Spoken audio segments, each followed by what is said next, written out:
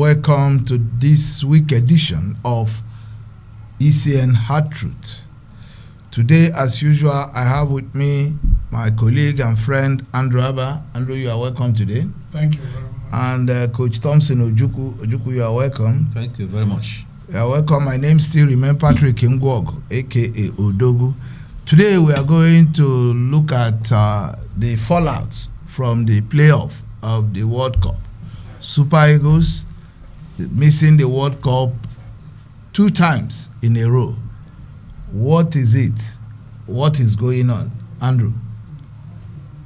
Well, nothing really is going on. It's a football.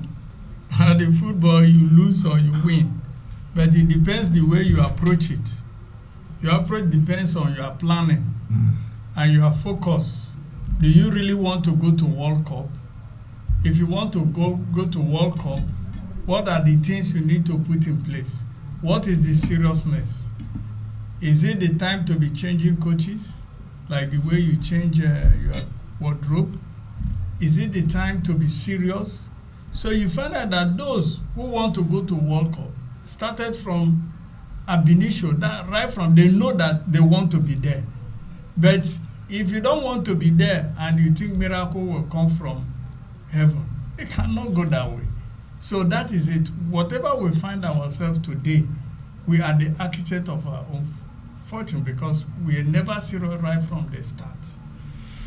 Okay, we were never serious. Ojukwu, do you subscribe to that? Yes, we are not serious in the sense that a country that was ready for World Cup that has to drop so many coaches along the line without having faith in any of them. Now, a country that wants to go to World Cup, you do not make up your mind in advance the nature of players you want to use to execute the World Cup. We started in a shaky mood from the beginning and will never be serious till the last moment of the encounters. I want to tell you that Nigeria was not serious to go to the World Cup. That was the reason we did not qualify to go to World Cup. Now, Andrew, we were not serious going to the 2026 World Cup. Now, we are interested in going to 2030. When will this preparation start? You cannot be interested in going to 2030 when you have not addressed what really happened. So what are those things that happen? How did we get there? That a whole Nigeria, a child they born 8 years ago would have grown, will not witness World Cup until when Nigeria will be playing when it will be 12 years. We should be able to go back and know where the problem started. How do we get there? Is it over-reliance from foreign base, foreign legion? Is that the problem that we inherited? Because there are people that handle these federations. Lulu, Megeri, them. We never had issue with qualifications. Because they set up their mind, they know what they want, and they know how to go about it. As an administrator, this is what we want. And the joy of Nigerians is this football. If we don't go to World Cup, whatever you are doing, Nigeria count it as a failure, whether we like it or not. So the issue is that what went wrong? And this problem started, I must tell you, from Pinnick Amaju. With due respect, Pinnick Amaju is the architect of our downfall in football. It's not Buzo. Buzo inherited it. But it was Pinnick. So how do we get there? One, the youth games, the youth at the underage that will groom players, Pinnick killed it. That is where, because we don't have teams, we don't have substitute where we can get these young players like Ihan Achodem, how they grow. It was when Pinnick came that all these programs were killed. And also going to beg somebody's father to come, please come and play for us. So you went there. Before, you don't beg any player to come and play for Nigeria. Am I lying? Yeah. Because we have players at home from league that can fit in. So you don't go and beg this person player. You saw him play. Pinnick will travel to London, Ukraine, and say to go and beg them. For what? You don't beg them. They will come back. If they want to play for Nigeria, we have abundance. That is where we got it wrong. Do you understand me? So that is our problem. The problem is, how do we get it right? And how can we get it right? Emphasis will be on our league. Other African countries lay emphasis on their league. And that is where they produce their players. It's hard for you to see African countries. Watch African countries that rely on foreign players. They don't do well. That is what is affecting Cameroon till today. It's affecting so many. But you look at other smaller countries. But Morocco is enjoying it now. Because Morocco is like, you don't compare Morocco. They led facilities. They have facilities have on program ground. they followed. They have program, and most of their players, they had, where they go is Spain. Yeah. If you go to Morocco, they are like in Europe. Am I lying? This is, they are in Europe. They have the same weather. They have everything, and most of them, you will see them before they move out of Morocco to go and play. They would have played in their country before they pick. Our own, do we play?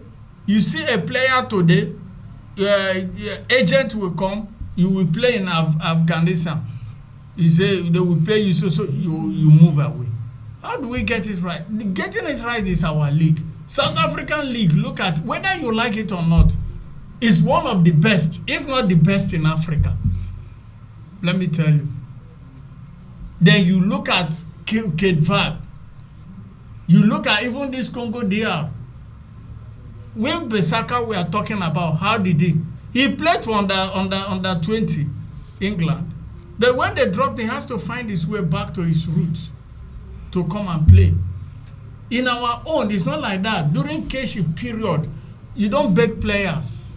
Players come. So we must strengthen our league. We must make our league vibrant. So the NFF and league manager should concentrate on our league, because when we get it right there, then we are done. So the issue of World Cup 2030 will be a thing of, because the coach we are going to bring will have less emphasis. Okay, now some of our players for Nations Cup, they are injured now. Some are already out. How do we get a replacement for them? Okay, Ojukwu. How do we get replacement for the players? Before you get replacement to that, I want to add to what Mr. Abah has just said. Look at World Cup, missing World Cup, what it tends to cost to Nigerians. Nigeria would like to glue to television and watch World Cup. The joy, the happiness that follow World Cup, Nigeria is going to miss. Imagine Nigerians, the type of social vices that World Cup will reduce when we are glued to television. Today, it will not be there, and the social vices will continue. That's what we're going to miss. So, how do you get replacement? Replacement that it will have to go back to drawing board and put our Is the act board together. still existing? Well, if it's not existing, we're not a new one. And they put our act together, and they lay emphasis on both foreign and the local med. What I mean by, I keep on saying the local med, find a solution of holding our boys behind. Pay them that can make them stay in this country and play for quite a long time before going to abroad. If we are not doing it, that's why they are living here and go where it happens most. That's the problem. If an NFF can come in and address this issue, sit down with all the authorities that are concerned on area of football and map out strategies on how to retain our boys in this country, I tell you, we will get it right. Another one. Let me cut you there. How do you retain your boys in this country where the economy of the country is nothing to write home about? Where a dollar goes for 1,000 naira. Another way to... And let's take it from that angle, because the economic angle is the bottom line of the exodus. It is not only a football. No player will want to stay and collect 1 million naira in Nigeria. While in other Afghanistan, if they give him 1 million naira, he will return home with a bag of $1,000. He will return home with a bag of naira. I think the economy has a lot to do with that. Yes, the economy has a lot to do. But have you forgotten that in 90s, early 90s, and end of 90s, some players in this country were receiving more than 1 million naira, like Obinna 180 and all the rest. They were receiving more than 1 million. Did they go out? They did not go out. Because the issue is that the club should be able to attract sponsors. And when you have sponsors in your team, everything go as you plan. Now, how many clubs are having sponsors in their team? Let's open up.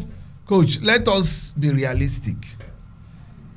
I don't see a player in Nigeria that will collect 1 million naira and they will pay him 1,500 outside and he will stay.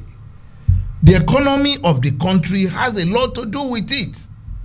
Even if you turn Nigeria or everything now to Saudi Arabia pitch, people will still move because the economy is not smiling.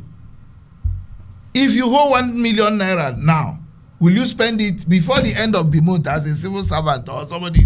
Will you be able to utilize that money? That is the issue. The issue is that we must address that first. It is not only in football. Where are our doctors? Where are the lecturers? They are nowhere to be found.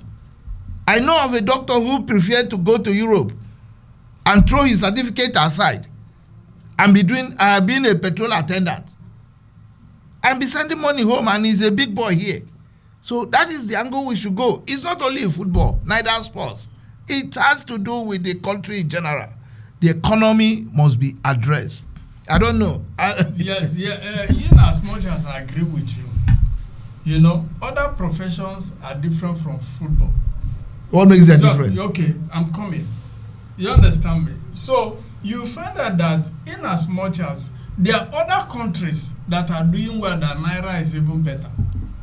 There are other countries. Is there any country in the world now that Naira is better than their own? Even in Africa here. Even Benin Republic. Yes, Benin Republic here, that our boys and Togo. Their CFAs is better than Naira now. What is the difference? The CFAs is better than Naira now. The bottom line is that have a program. If you have a policy and maintain that policy, you know, I remember that in those days, Omokachi them did. It was even the Western that even find club for them to be exposed. They were already playing at the national team. Yes, I agree. They were playing. I agree. They are not moving. They didn't move anywhere. And before you see a player move out, you would have paid his dues, you know, locally here, because that is where. And that is why they are grounded when they go outside. Understand me? So when they go outside, they know what to do. I agree. You don't need to. I remember when Omokachi played for Everton. There was a time Omokachi, because he came from, they bench him. You remember that incident? A penalty. He went out. Yes, they bench him. But the same Omokachi, when they could not substitute him, he substituted himself in that match. You just wear this thing, do like this. Before the coach will do, he has entered, and you cannot withdraw him. And they scored 3 goals. I think it's 2.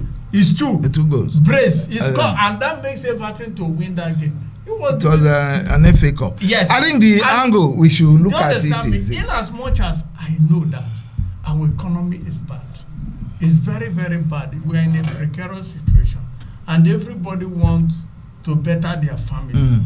You understand me? In as much as, but we must have a good policy for them and keep on educating them, because the moment you mature for home, they understand me, going there you'll be easy. You see, some of them go out there to enslave themselves. They give them contract they don't even know. Some of them don't even sign contract. They take them there to dump until they get contract before they will sign them. That's what the agents are doing now.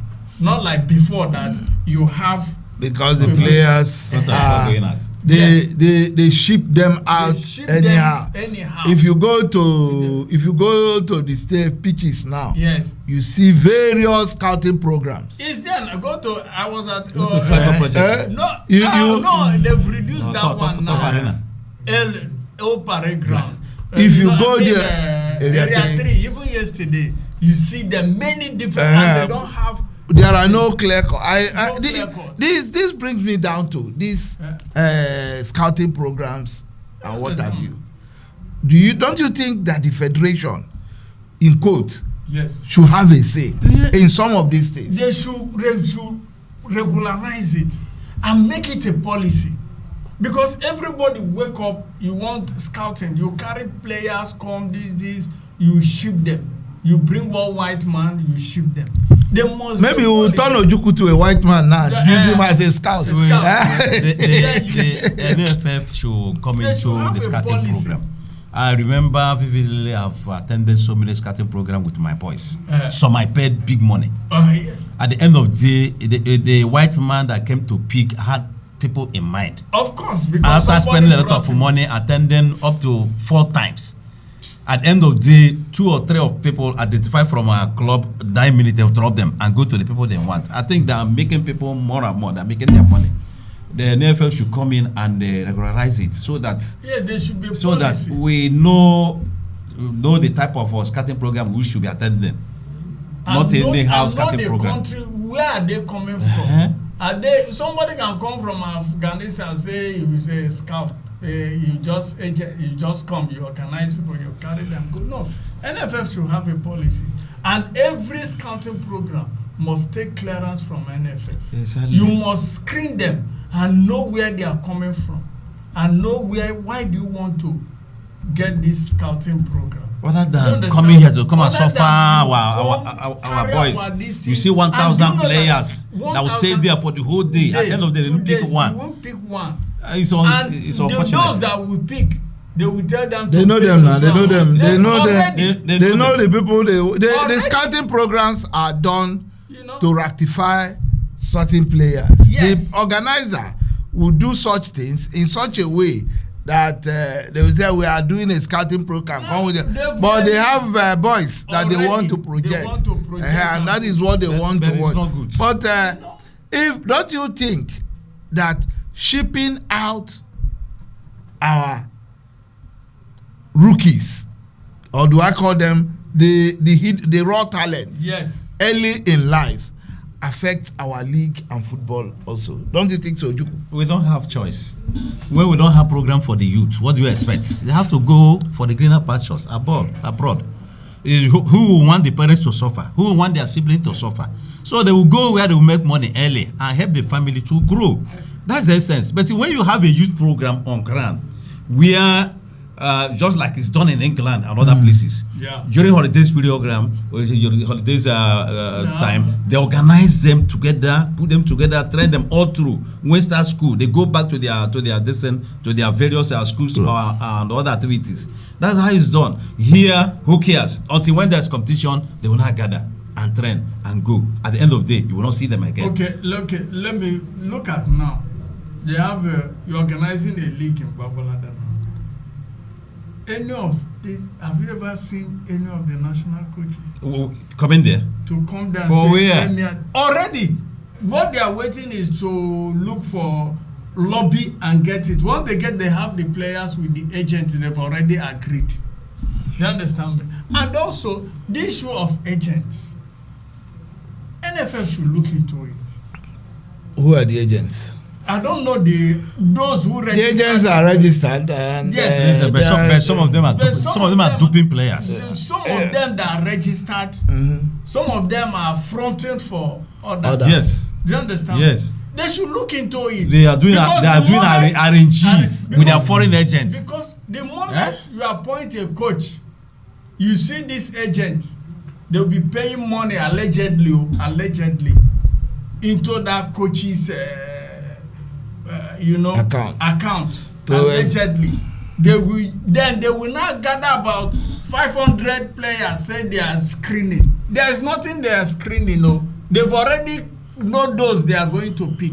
At the dying minute, So if Ojukwu son is one of the, at the dying minute, if you cannot comply with the terms, they drop you, and that is the problem we have. And that is why up till now our youth, even age grade competition, we cannot even qualify. That is where I'm coming. That is the angle I want to go. I am asking you. We are talking of not qualifying for 2026 World Cup.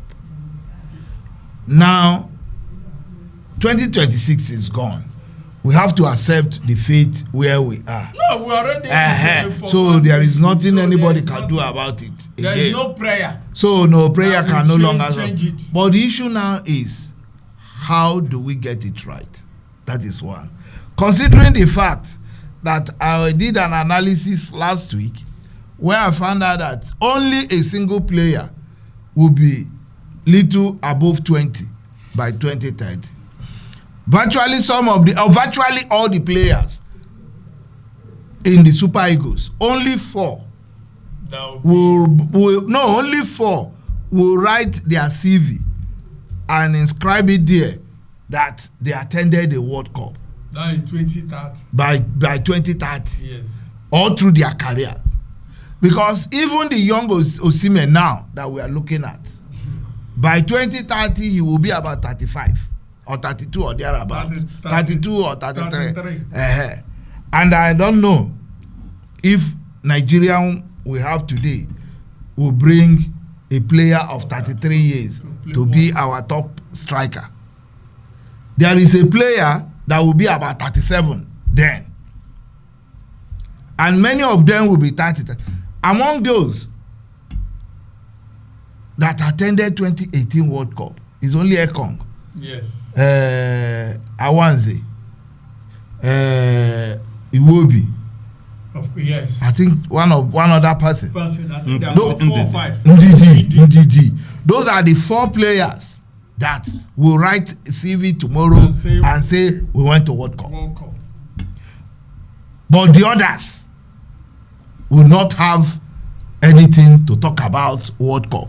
When their colleagues are talking about World Cup, they will now be looking at it as if they are talking in German language.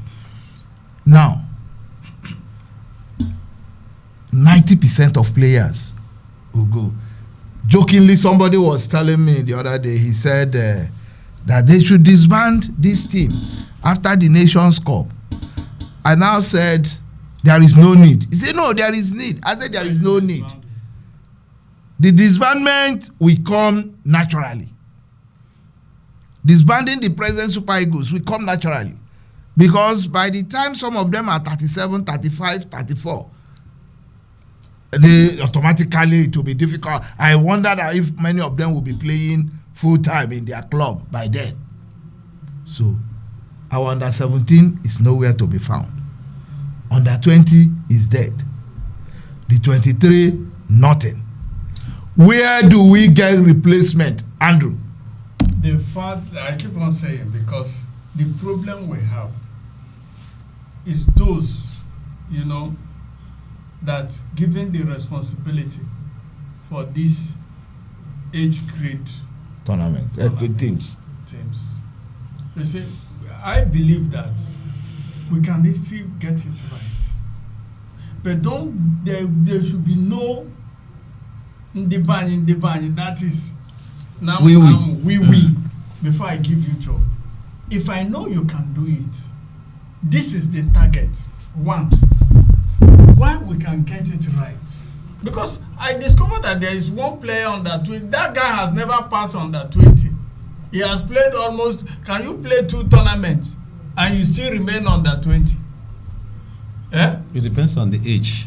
The age, the Nigerian age. Maybe we played it earlier. Maybe you play at 14 to play on that 20 for World Cup for Nigeria. It's not done that way now. So what I'm saying is that, you see, 1, that is why I said NFF need to come out and have a policy.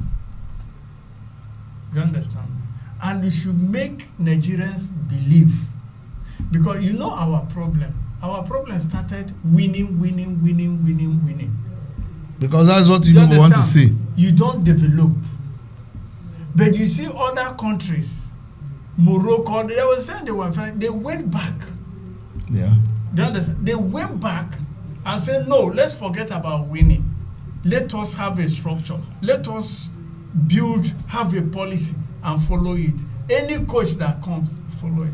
They are coaches for youth football. Yeah. Even it's done, they are coaches. They specialize in youth. They discover, they know them very well. So by the time, but will you people allow you to work in Nigeria? It depends on who is in charge. No matter who is in charge, if the man said he's developing today, Ojukwu people will come out and tell that they should sack him. It's because he's from so place. What I'm saying, there should be a policy. If I will tell you, there should be a policy. The policy is that I'm giving you this job, and I will tell Nigerians, please, we want to rebuild our team from the age grade. Our emphasis now is to have age grade standard with the real age and groom them to the national level. I remember in those days that, is it Ronaldo or for Brazil? Even Ronaldinho, they went to World Cup sitting on the bench. Yeah. Even Nima came to Nigeria. Yes, they sit on the bench. It was World Cup just for them. They took them just for them to come and study. They didn't play. No, we can't understudy. If I will come in, where the new FA will commit blunder again is that when they will recall the coaches of underage back to national team again, that's where they get it wrong. We don't need the coach of under 17 back. We don't need the coach of under 20 back. Even under 23, they have not performed. Why bringing them back? Let's go to the drawing board. I keep on saying it and pinpoint those who are capable to handle all these age categories. Already, Mangalba has been there more than 2 times now. There's no record. There's nothing. He has not won it before. When he was with Amuneke and Bade, they were together. They won it. And when they scattered, they could not muster enough strength again to win it. So the only thing now, go back, identify those who will handle these grassroots teams. That's number 1. Then number 2, make arrangements how to get these players based on merit, not on settlements.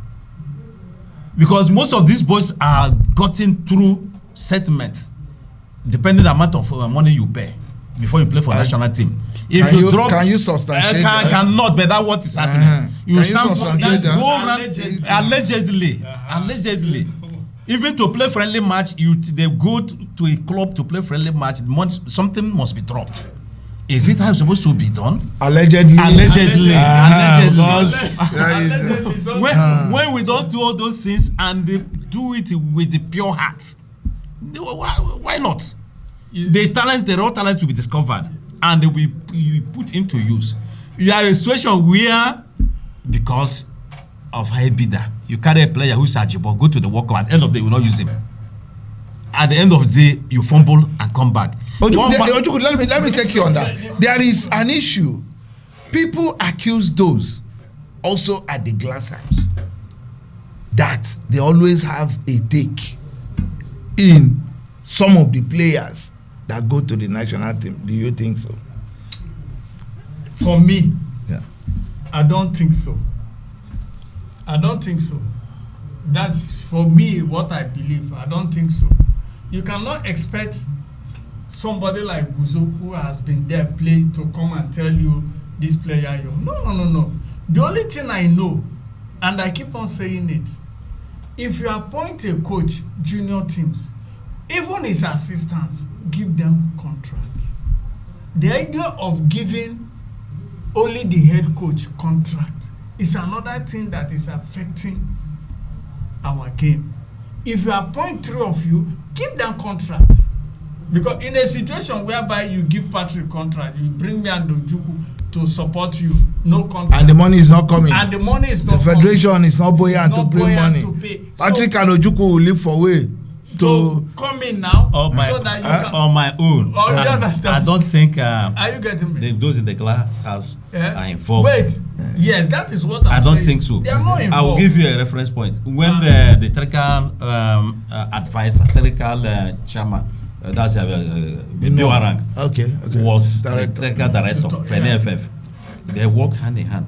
He was always telling us much about Chidera in camp. Yeah. Assuming that they can do it, Chidera is supposed to play for under 17. Because they are not involved. That's the reason why Chidera did not play in the under 17 World Cup. So I don't think NFF to monitor these coaches and monitor the players. I remember like Lulu, Lulu, Ombegeri, all of them. If there is this thing, they will go and sit down. Am I lying? Yeah. They will go and sit down and be watching. They go to spectators now and be watching. After that, the coach will know that you will pick players on merit, because after Lulu will even ask you, this player and this player, honestly, from your mind, who is better? Lulu will ask you that question as a coach, as he said. But he will ask you honestly from your mind, this one and this, who is better? Why do you now go and pick this? Tell me, do you understand? By the time you put the coaches on their toes, they know that you must give us the best before you bring your kangaroo. Because when you have the best, do you understand? If they are 15, you have the best of 15 there. You know that at any point in time, your team is made. Lulu will ask you that question. And when he asks you, you being this thing, you'll be shivering. Because if there is any way, he will tell you, explain. They understand me. And I will tell them, go back. Let them go back and play. Let's see. Andrew, I think where NFF should be thinking of is on issue of this monitoring. Yes. Especially at the grassroots, at the age grade level. Yes. An example, there was a time they were running Future Eagles. Are they still? They are still running it. Future Eagles, the idea behind the Future Eagles, if I'm right, is so that we will eliminate bedrock. Age cheat. Yes. It serves as a pool for under 17 and other teams. But that Future Eagles structure is not yielding anything. I know of a time, I think we have said it here, that a team went to Japan as an under 16 and they did well and returned home. Even those that went to the youth games, youth games. They went to youth games and came back. I think they came back with a silver. Yeah. And those that went to Botswana came back with a gold. Yeah. These two teams, one won silver, one won gold. No single player among them made the under 17. Some of them, they brought them to under 17 camp, in quote, by force. And when the teams are being selected, they were frustrated out. Yes. If we want to get it right, there is this technical development program that they are running on yearly, I think, holiday basis. Yeah. NFF should put their foot on the ground. Coach, this program must not go anyway. Pick your players from there if we want to get it right.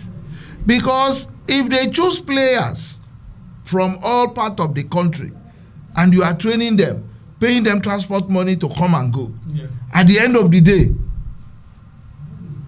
nobody is picked to the national problem. Then the program should be scrapped. Yes. So anybody who is going to handle under 17, either you push the under 17 coach, under 15 coach to that under 17. and let him grow with his trip. Yes. And let's see what will come out of it. Let us not stop throwing away all these talents. Some of them are wasting. Some are even Okada drivers now, some Okada riders, some are doing keke, and these are people that will have been the future of the Super Eagles. Today, we are looking at how do we get the players. Yes, we'll get the players, but where are they? They are being ferried out to remote leagues. Some of them are ferried to countries where their parents will be sending money from here to develop them. Their parents will be sending money to them. My boy is in Europe, and you are the one paying for sustaining the boy in Europe. That brings me down to another thing. Yesterday, Guzo took a tour of the NFF FIFA Go project that is going on, the facilities that is going on at the package B of the Moshood Abiola National Stadium.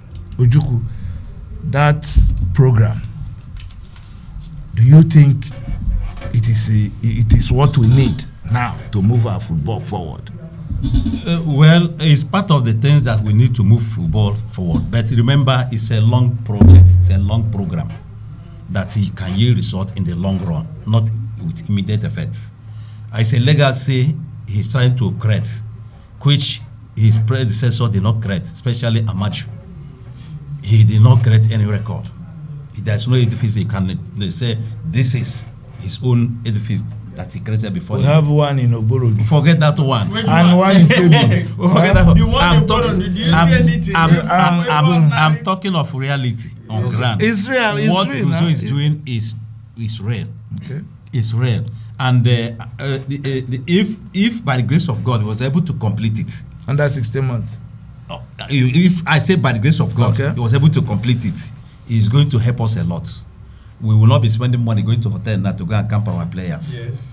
Our players will be camped that place. We will not be having problem of issue of transportation. Looking at a way of taking them to where they stay and coming back. Everything is there. Even the stadium where they train is there.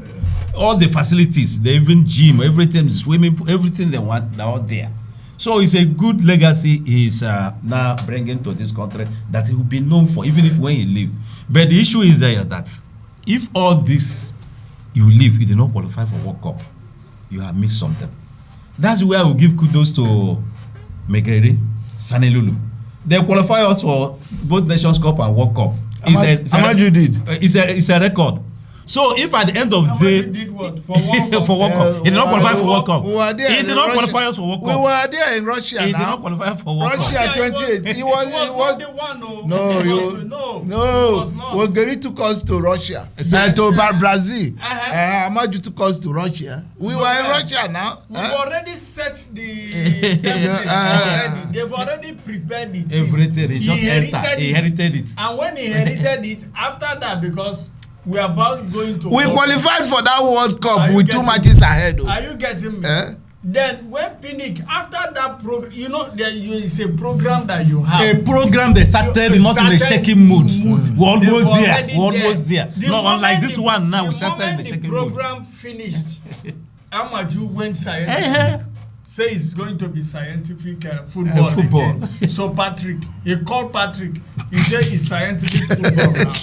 If we need players scientific, that is what kills us here.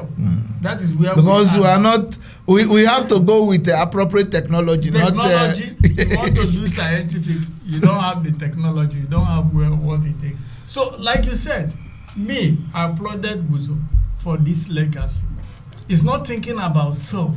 He's not thinking about himself. He's not thinking of carrying the project. He should go to Guzo. Like Pinnick carry one project, go to his village. Up till now, we've not seen anything. I put it in Ocean. Put it in Ocean. Now the case is in court with the contractor. So it's a good legacy because when we were there yesterday, there is one thing Guzo said that gladdened my heart. He said, whether I am here or not, at least I've started something. If I'm not there, the person that is coming will know that yes, there is something. He will complete it because there is advantage. Because that legacy is trying to keep that hotel is going to have, you're going to camp Super Eagles, is going to camp junior teams. And the Super Eagles, the way they will do their own in suit, they will do it. You know that when you come, you won't feel anything. They have a swimming pool. You have a swimming pool. You come, you eat there. They have caterers. You eat, then you sleep. You go and train. No need to where is I hope we have maintenance culture. And that is where I'm going. Maintaining it. What do you suggest to the federation to sustain that project? Because what I saw there yesterday, if we have those 3 pitches, yes, working, artificial, we are 2 artificial and 1 natural, and you have a room of over 250, and suits where the senior players can stay. How do we sustain it? Do we hand it over to civil servants like you, or are we going to take it to a contractor like Andrew to come and bring his expertise? This a deficit need a maintenance culture, which we are lacking in this country. If you go to Morocco, they have everything in place.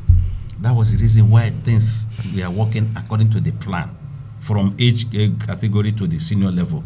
They are all doing well, and they are #1 in Africa for now. Even do well in the world. Nigeria should set the priority right from beginning now. After completion of that legacy, they should contract it out to an outfit that will be able to manage that area, manage the facilities on ground, be it field, be it hotel, be it suit, a gym, swimming pool, everything. Contract it out. That's the only way all those things can last long. But once they give it to hands of a civil servant, it's gone. Because I don't care. I was once a civil servant. Okay. It's an I don't care system. Nobody, after all, so I don't subscribe giving it to civil servant to handle. If not, we go back to what? To square one. To square one.